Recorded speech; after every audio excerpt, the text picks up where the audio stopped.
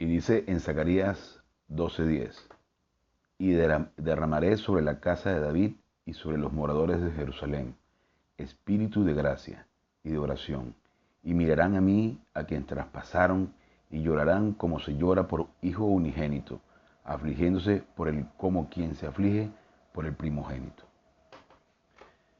Estamos hablando del Antiguo Testamento y se está refiriendo aquí a que es el mismo Dios Hijo, la segunda persona de la Trinidad, quien está hablando, porque de nadie más se ha dicho que ha sido traspasado, que ha sido agredido y que va a derramar espíritu de gracia, es decir, el Espíritu Santo. Y entonces Dios Padre diseña el plan, Dios Hijo lo ejecuta y Dios Espíritu Santo lo comunica. Estamos en una era impresionante. Nos encontramos en la dispensación de la iglesia, del misterio. Ahora bien, la dispensación, como hemos mencionado anteriormente, es la forma en la que Dios divide la historia.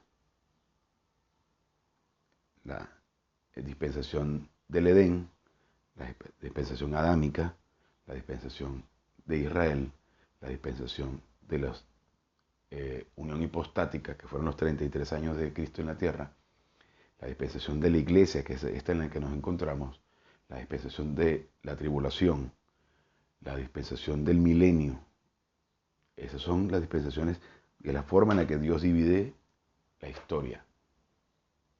Y luego tenemos la increíble oportunidad de estar en esta dispensación de la cual no se hablaba en el Antiguo Testamento. O sea, no existe profecía sobre este tiempo maravilloso en el que estamos disfrutando del Espíritu Santo, en el que estamos disfrutando de la mente de Cristo. Es una oportunidad increíble, impresionante, para poder exponernos al estudio de la palabra de Dios, para poder crecer espiritualmente lo máximo que podamos mientras estamos en esta tierra. Estamos en el campo de batalla. Nos encontramos siendo atacados constantemente de diferentes ángulos para que nosotros tengamos la oportunidad de aplicar la palabra de Dios y hacernos testimonio en la condenación de Satanás.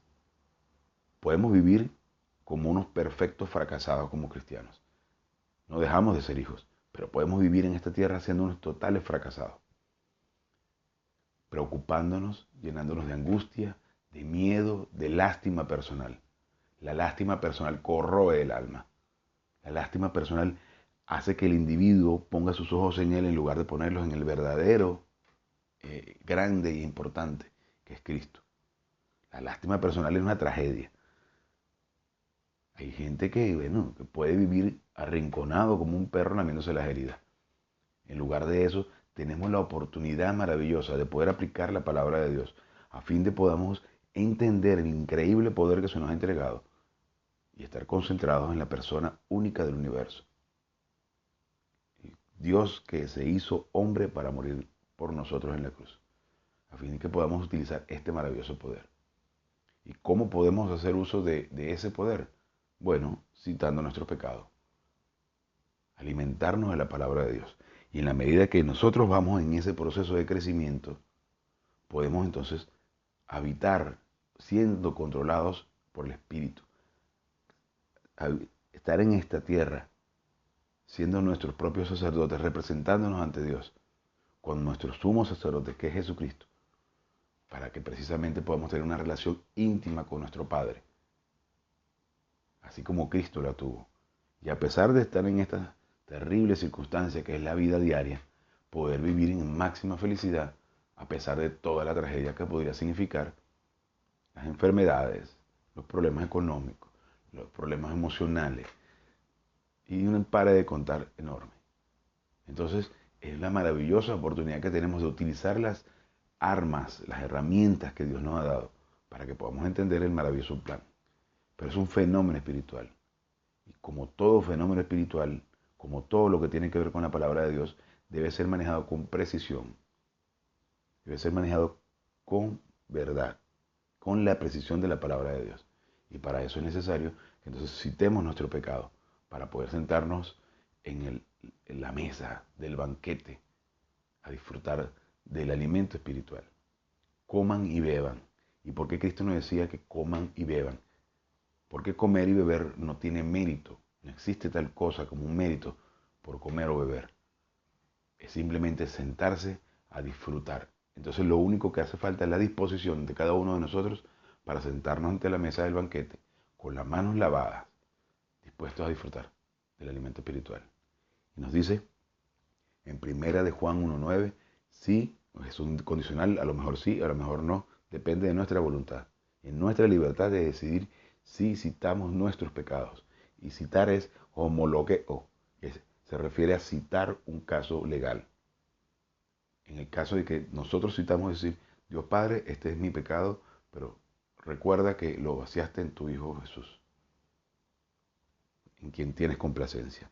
Si citamos un caso legal, Dios es fiel y justo para perdonar nuestros pecados y purificarnos de todo mal hacer. Y es fiel porque Él es perfecto. Y Él no puede negarse a sí mismo, porque sería retractarse de lo que Él ya nos prometió. Y porque Cristo pagó todos esos pecados en la cruz. Y pecado es actuar independientemente de Dios. Y hago énfasis en esto todas las clases, porque precisamente es importante que entendamos este concepto tan infinitamente grande que es el perdón de nuestros pecados en la cruz. Y podemos vivir toda la vida de pecado en pecado y nunca estar en comunión. Y hay cristianos que creyeron ahorita y 5 minutos después cayeron y pasaron el resto de su vida dominados por la naturaleza de pecado. Pero tenemos la maravillosa opción y la libertad de aceptar ese pago infinito y hacer uso de esa herramienta poderosa que es estar lleno del Espíritu Santo, para luego concentrarnos en el estudio y caminar directo a la cima. Entonces, unos breves instantes para que podamos alimentarnos ante el trono de la gracia, ante el banquete que es el estudio de la palabra de Dios. Gracias, Dios Padre, por esta oportunidad y este maravilloso privilegio que nos das de poder exponernos al estudio de tu palabra. Gracias, Señor. Te pedimos que vengas a hacer claro este mensaje a fin de que podamos aplicarlo en nuestra vida. En el nombre de tu Hijo Jesús. Amén. Y bien, en Zacarías 12:10 vuelvo a leer este versículo que me parece increíble, sobre todo porque estaba hablando Dios Hijo sobre sí mismo, porque en ningún momento se menciona de nadie más como el que va a ser perforado, que va a ser maltratado. Y hay una profecía maravillosa aquí, porque estamos hablando del Antiguo Testamento, donde se habla de lo que sucederá en la cruz. Y quien está diciendo justamente eso es el mismo Cristo. Entonces, este es el término en el que se menciona a Cristo como Elohim, o sea, como Dios. Entonces, en Zacarías 12:10 nos dice, y derramaré sobre la casa de David y sobre los moradores de Jerusalén espíritu de gracia y de oración. Y mirarán a mí, a quien traspasaron, y llorarán como se llora por hijo unigénito. Unigénito, como les he mencionado, es monogenes, el nacido en forma única, afligiéndose como quien se aflige por el primogénito. De hecho, Cristo es el primogénito de toda la creación humana.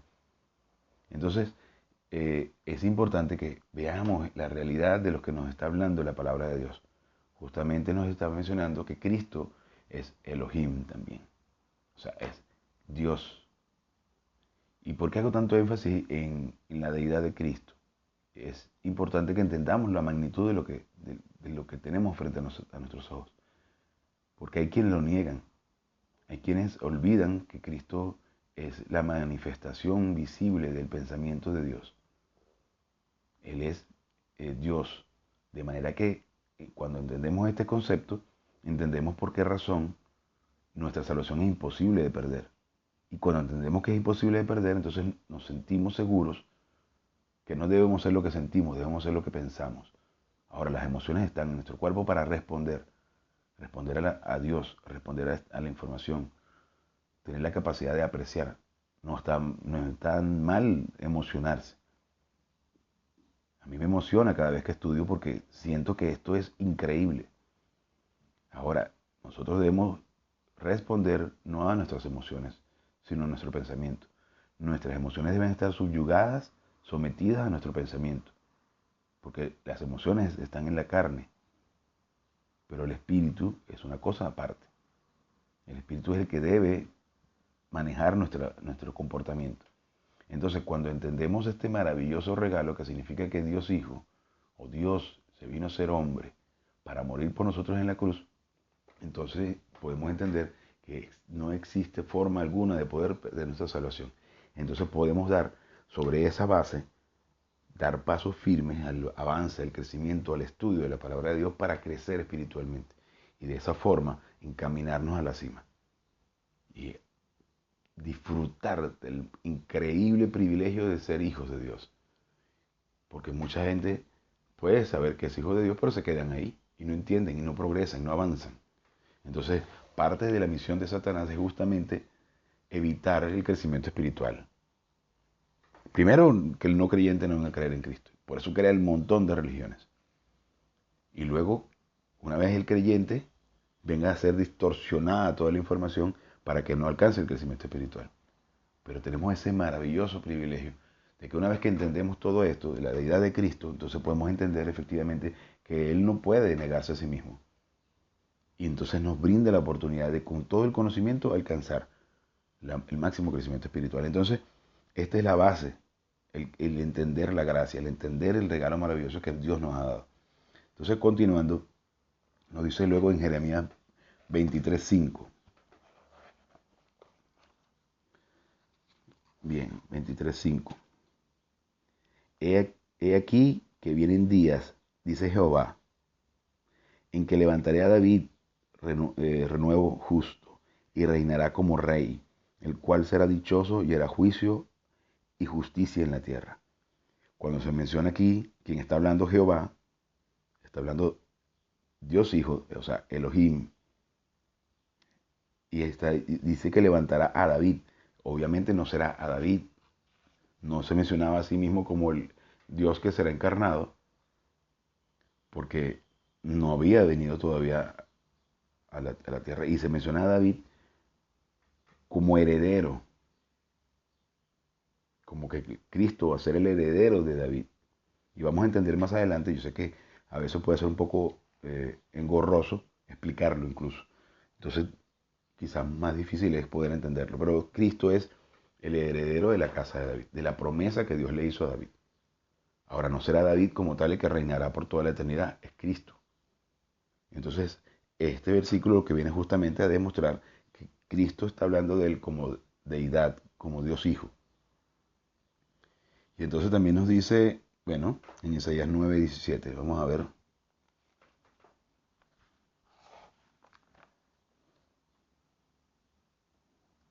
También pueden ver, bueno, sí, 9, 6 y 7, perdón.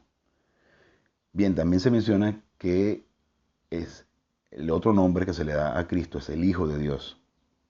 Y cuando se menciona como Hijo de Dios, está haciendo énfasis en su deidad. Y está diciéndonos, hablando de la unión hipostática, hablándonos de la deidad de Cristo, que justamente la unión hipostática es deidad indisminuida y humanidad verdadera. Como les mencionaba, esto es un estudio teológico que se pasan años en las mejores instituciones precisamente estudiando lo que es la unión hipostática y todos estos temas teológicos porque son bastante complejos, para que nuestra mente finita pueda comprender este inmenso concepto de lo que es la deidad indisminuida y la humanidad verdadera.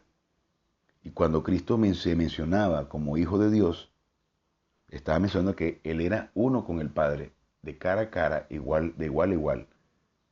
Y la razón por la que fue crucificado en la cruz, por la que fue acusado de, por los judíos, fue justamente que los fariseos no podían aceptar la verdad que le estaba revelando, que era que Él es Hijo de Dios. Porque el primogénito, hijo de Dios, cara a cara, estaba poniéndose como un igual y no lo apedreaban por los milagros, no querían crucificarlo por juzgarlo por otro tipo de cosas que hubiese hecho, sino por la declaración máxima de decir yo soy uno igual al Padre. Entonces, para ellos era inaceptable, porque el individuo religioso no puede aceptar la verdad. Para el individuo religioso no soporta la verdad. Incluso no soporta decir perder el protagonismo dentro del plan de Dios. Es decirle, es que no debes hacer nada, no tienes que hacer nada. Lo único que tienes que hacer es descansar y aceptar la maravillosa obra de Cristo en la cruz. Entonces, cuando hace énfasis Cristo sobre que es el Hijo de Dios, está refiriéndose a que Él es uno igual al Padre. Vamos a ver entonces en Juan 5:18.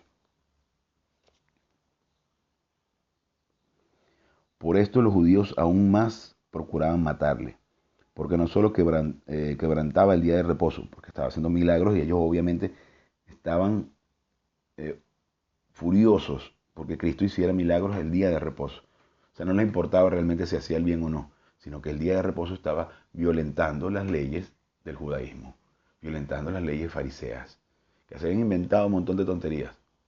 Y es ahí donde uno se da cuenta que la religión es satánica, que inventa un montón de normas humanas para tratar de meter al individuo en una casilla, con palabritas, con rituales, con comportamientos que dicen que esto sí te hace cristiano o esto sí te hace cercano a Dios. Y no son más que cosas inventadas por el hombre, por Satanás, dirigidos directamente por Satanás. Porque el presidente de todas las religiones del mundo es Satanás. El ecumenismo es satánico. El, el que vengan judíos, musulmanes, budistas, cristianos se tomen de la mano y digan todos somos hermanos, eso es totalmente satánico. Entonces el individuo religioso no soporta la verdad y querían crucificarle, querían juzgarlo por, por blasfemia, por decir que él es uno igual al Padre. Entonces vuelvo a leer esto porque es interesantísimo. Por esto los judíos aún más procuraban matarle, porque no solo quebrantaba el día de reposo, sino que también decía que Dios era su propio Padre, haciéndose igual a Dios. Entonces no soportaban, no soportaban la verdad. Y ahí está, lo rechazaron. Entonces, y así en Juan 10:33, Juan 10, vamos a ver Juan 10:33.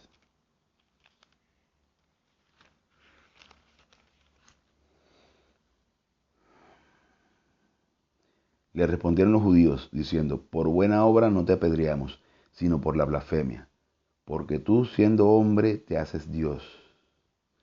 Y en el 34 dice, Jesús les respondió, no está escrito en vuestra ley. Yo dije, dioses sois. Es interesante esto porque la palabra dioses sois, si se dan cuenta cuando habla de Dios y es en mayúscula se está refiriendo a Dios, a la Trinidad, o a alguno en particular, pero cuando dice Dios en minúscula se está refiriendo a un Dios pagano o a un Dios falso. Cuando habla de dioses sois, y es importante que entendamos esto, aunque no quiero desviarme demasiado del tema que estamos conversando, que estamos hablando hoy, pero cuando habla de dioses sois, es importante que entendamos que no está queriendo decir que somos dioses de alguna forma y tenemos poder creador y todo ese tipo de cosas. ¿Ok? Porque en una oportunidad me preguntaron, ¿por qué dice que dioses sois? Entonces significa que tenemos el poder de crear. Ciertamente tenemos el poder sobre nosotros para dejar a un lado la naturaleza pecado. Pero cuando te vas en el griego, entiendes que dice que dioses es la palabra gramateo. Y entonces ese mismo versículo, que no viene al caso porque no estamos teniendo este tema, pero es importante que ahora que surgió lo podamos mencionar. Cuando dice dioses sois, y te vas entonces a la concordancia en Salmo 82:6, y te vas luego a Reyes, y en lo que quiere decir gramateos es que escribanos.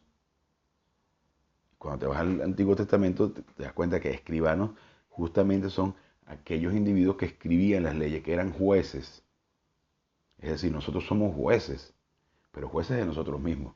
No tenemos autoridad, ni privilegio, ni permiso de juzgar la vida de otro. Mucho cuidado con meterse en la vida de otro. Y mucho cuidado con criticar a un heraldo del rey, a un mensajero del rey, a un comunicador. Porque entonces, cuando nosotros creemos que tenemos el derecho de juzgar a otro, nos estamos colocando en el puesto de Dios. Cuando Dios Y cuando en el caso de Jesucristo, Él es al quien se le ha dado todo juicio. Mucho cuidado con criticar la vida de otro, porque entonces la disciplina que le corresponde a ese individuo por el pecado que esté cometiendo, en todo caso entonces nos va a corresponder a nosotros. Y doble, por el pecado de él y por el pecado que nosotros estamos cometiendo, que es juzgarlo. Así que mucho cuidado. Entonces, volviendo al tema con respecto a con respecto a Cristo. Se dice también que Cristo utilizó mucho más el término hijo del hombre. Y es importante entonces que entendamos esto. ¿Por qué razón Cristo utilizó muchas veces más el hijo del hombre antes que el hijo de Dios?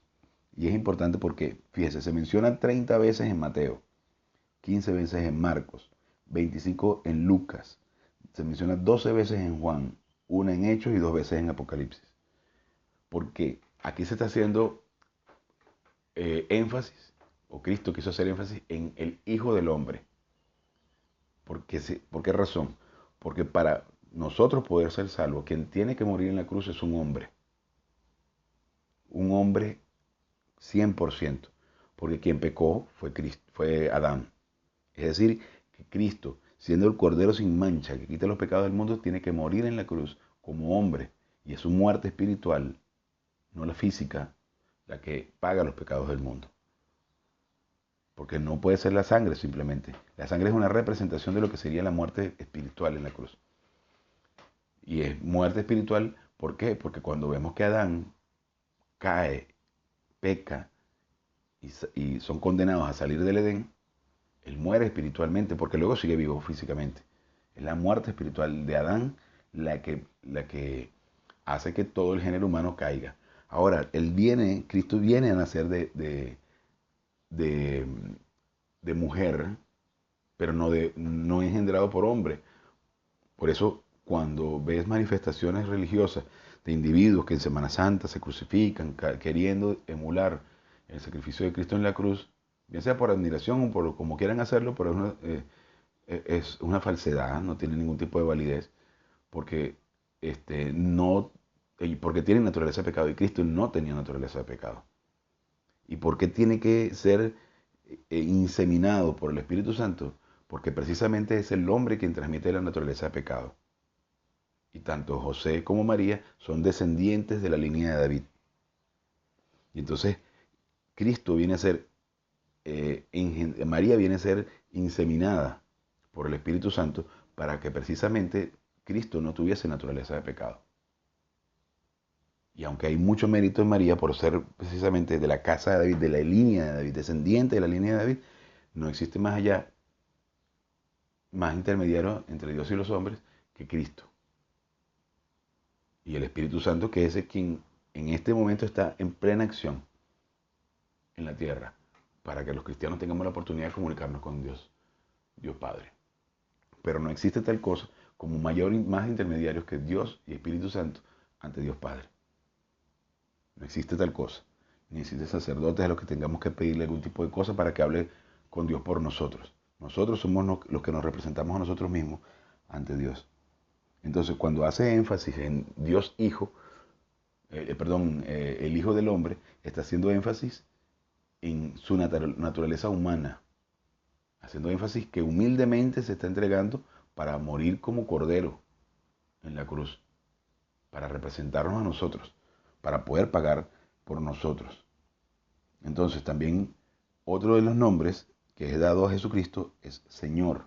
Entonces vamos aquí brevemente al libro de Louis Perry Schaeffer de Teología Sistemática, donde nos dice: la verdad esencial con respecto a la persona del Redentor se nos revela en que es su título completo y oficial.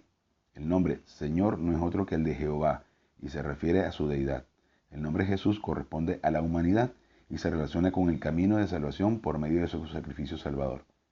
Y dice: me preparaste cuerpo. El título Cristo, aunque se emplea como identificación general de la segunda persona, en su implicación técnica significa todo lo que estaba predicho en el Antiguo Testamento: profeta, sacerdote y rey. Entonces, no hay que ahondar mucho en este tema porque es increíblemente extenso y hay un capítulo aparte, completo, especialmente dedicado a lo que es la deidad de Cristo con cuanto al Señor Jesucristo. Entonces, ¿qué sucede? Yo estoy, como les mencionaba, tratando de hacer un pequeño esbozo de cada uno de los conceptos y cada uno de los principios para que podamos tener una base sólida para construir el edificio que significa la doctrina bíblica. Entonces, ahondar en todo esto es muy extenso, es de años y años de estudio. Entonces, cuando habla de curios, se está refiriendo a eso, al Señor, a un conquistador, amo, que él llegó a conquistar todo el territorio del universo a través de su muerte en la cruz. Entonces, ¿con qué propósito se encarnó Cristo? Y cada uno de estos enunciados que voy a mencionar, se puede ahondar muchísimo en cada uno de ellos, pero como les mencionaba, cada uno llevará muchos años de estudio, entonces tengo que por lo menos mencionarlos para que tengan una idea como base. ¿Okay? ¿Con qué propósito se encarnó Cristo? Número uno, para que pudiera manifestar lo de Dios al hombre. Es decir, para que nosotros podamos tener toda esta información. Número dos, para que pudiera manifestar lo del hombre a Dios. Es decir, lo que nosotros necesitamos, queremos o deseamos. Entonces podamos nosotros tener el intermediario, quien nos representa ante Dios, nuestro sumo sacerdote. Como mencionaba ayer, lo del cocus ilicis, del gusano, que fue machacado, para que entonces poder teñir las ropas del sumo sacerdote, que es él quien nos representa ante Dios. Y luego el número 3, para que pudiera ser misericordioso y fiel sumo sacerdote. 4, para que pudiera destruir las obras del diablo. 5, para que pudiera ser la cabeza de la nueva creación, que es el cuerpo de Cristo, que es la iglesia universal, que somos todos los que creemos en Cristo, no necesariamente los de una religión o lo de otra. No, no, no. Creer en Cristo te hace cristiano, independientemente de la confusión que puedas tener y la tendencia religiosa que puedas tener. Si creíste sincera y honestamente en Cristo, ya eso te hace automáticamente cristiano. No hay que hacer ningún tipo de ritual, no hay que hacer absolutamente nada más que en la intimidad de tu alma decir, Señor, creo en tu maravilloso plan. Creo en Cristo como Dios hecho hombre para morir por mis pecados, para morir por mí en la cruz.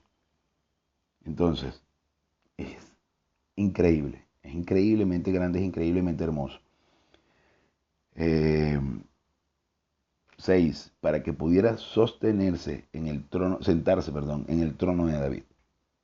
Es decir, el trono que Dios le había prometido a David como rey de Israel y como rey de reyes y señor de señores, es entregado a Cristo a través del sacrificio. Y número 7, para que pudiera ser el pariente redentor. Es nuestro hermano mayor, el unigénito, quien muere por nosotros en la cruz para sentarse y nos redime. Redimir es comprar un esclavo, pagar el precio. Entonces, cuando logramos entender el increíble poder que tenemos, cuando logramos entender el maravilloso regalo que se nos ha hecho, entonces podemos ver todo a nuestro alrededor, todas las circunstancias, por más terribles que sean, por más difíciles que sean las situaciones. Mire, con total seguridad les puedo afirmar que puede ser la peor tragedia de tu vida y aún así estar en máxima felicidad aplicando doctrina. Te pueden cortar las piernas, puedes haber sufrido un accidente de tránsito en el que hayas quedado paralítico, puedes tener una enfermedad terminal, puede haberse muerto un ser más amado. ¿Y por qué menciono la muerte y tragedias así como esa? Para que podamos entender que no existe absolutamente nada más grande que lo que es el poder maravilloso de Cristo en la cruz, que lo que es el maravilloso poder que tiene nuestro Señor. Y si nuestro Señor ha podido darnos algo tan inmensamente grande, tan infinitamente grande, entonces ¿cómo no nos dará todas las demás cosas? Es más, llega un punto en el que no te interesa los beneficios económicos, las condiciones, las situaciones de salud. No te interesa, porque resulta que tu concentración máxima en el estudio de la palabra de Dios es la máxima felicidad y el máximo placer. Y no existe manjar más delicioso en el mundo que el estudio de la palabra de Dios, porque llega a reconfortarte de tal manera y de tal forma tan inmensa que entonces tú dices, no necesito nada más, soy afortunado. Y mientras tengamos nuestros ojos puestos en la meta y mientras tengamos este concepto, así sea un poquitico y podamos con los pequeños avances que hayamos dado, crecer y concentrarnos en eso, vamos a comenzar a cobrar la herencia. Y para cobrar la herencia solamente tenemos que concentrarnos en el estudio. Y no me estoy refiriendo solamente a una herencia material, que puede perfectamente venir con regalos materiales. Las bendiciones divinas pueden venir con un Mercedes-Benz, aunque no tenemos que estar ocupados con eso. Eso no tiene que ser nuestra motivación. Nuestra motivación, que es infinitamente más grande que lo material, es la tranquilidad, la paz, la felicidad de poder contar y confiar en ese Dios tan increíblemente hermoso y maravilloso como lo es nuestro Dios, que mandó a su Hijo morir en la cruz por nosotros. Esa tiene que ser nuestra verdadera motivación. En la medida que entendemos eso, todo lo demás viene como un regalo. Porque ya no nos interesan los lujos materiales, ya no nos interesa la salud, ya no nos interesan las personas. Y no está de mal, no está de más y no está mal tener una pareja, familia, hijos. No, no está mal. Pero ellos son añadidura de nuestra felicidad. Nunca pueden ser la felicidad. Nuestra felicidad tiene que soportarse sobre una roca firme, que es Cristo. Entonces, pongamos nuestros ojos en la meta, pongamos nuestros ojos en el estudio de la palabra de Dios, llenemos nuestra alma de la doctrina bíblica y podremos tener la paz que tanto deseamos y la felicidad que tanto todo el mundo busca por medio de los estímulos, y aquí podemos tenerla por medio del estudio de la palabra de Dios. Y con esto terminamos y continuamos con la siguiente clase. Gracias, Dios Padre, por esta oportunidad, este maravilloso privilegio que nos das de poder presentarnos ante ti con humildad a estudiar tu palabra. Te pedimos que vengas a hacer claro todo este mensaje a fin de que podamos aplicarlo a nuestro diario vivir y poder alcanzar la meta, esa a la cual fuimos llamados, que es estar ocupados con la persona de Jesucristo. En el nombre de tu Hijo Jesús. Amén.